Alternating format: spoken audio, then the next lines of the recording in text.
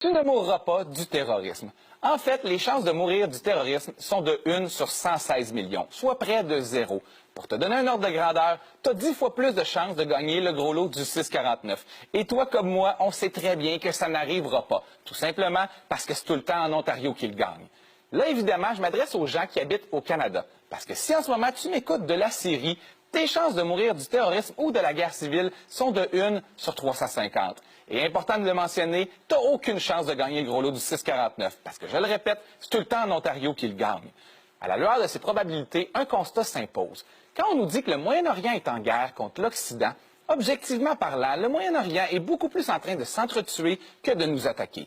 95% des victimes du terrorisme dans le monde sont des musulmans et 82% sont situés dans seulement 5 pays: l'Irak, l'Afghanistan, le Pakistan, le Nigeria et la Syrie. Si les islamistes ont réellement déclaré la guerre à l'Occident, visiblement, il leur manque un GPS. Ou bien ils en ont un, mais ils ne veulent pas l'écouter parce que c'est la voix d'une femme qui parle.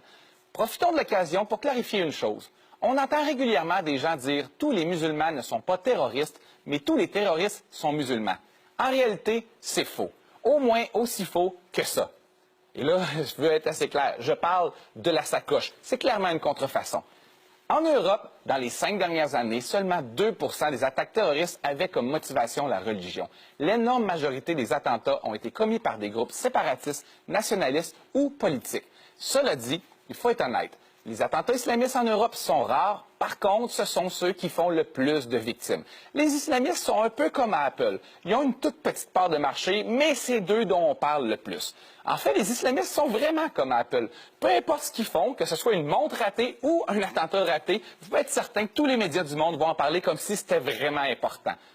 Maintenant, si on regarde les États-Unis, la situation est aussi intéressante. Depuis 2001, 50 personnes sont mortes dans des attentats liés à la mouvance islamique. En contrepartie, 254 personnes sont mortes d'extrémistes chrétiens de droite.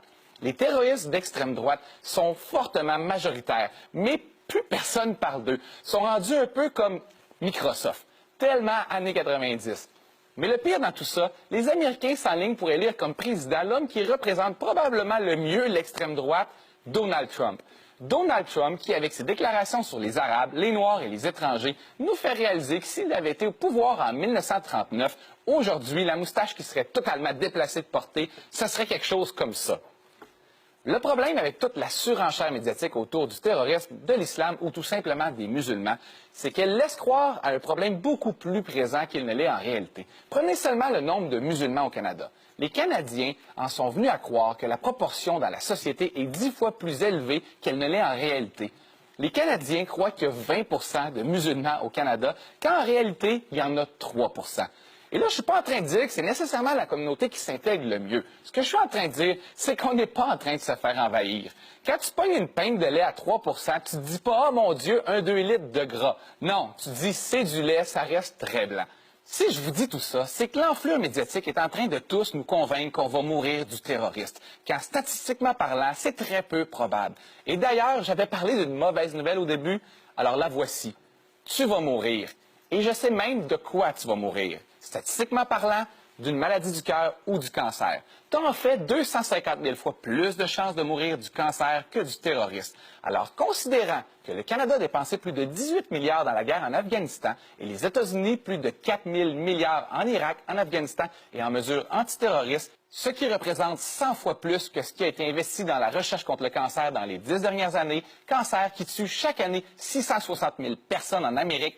Alors, si on vous demande, est-ce que les terroristes ont gagné? La réponse est oui. Ah, et juste avant de terminer, une dernière chose. Aux États-Unis, l'année où 3 personnes sont mortes pendant les attentats terroristes au marathon de Boston, 5 personnes sont mortes tuées accidentellement par des enfants de moins de 5 ans qui jouaient avec une arme à feu. Je vous dis ça parce que je pense que ça ferait une excellente question pour l'émission de Denis Lévesque. Devrions-nous craindre les enfants? C'était Louis T pour Bazo TV.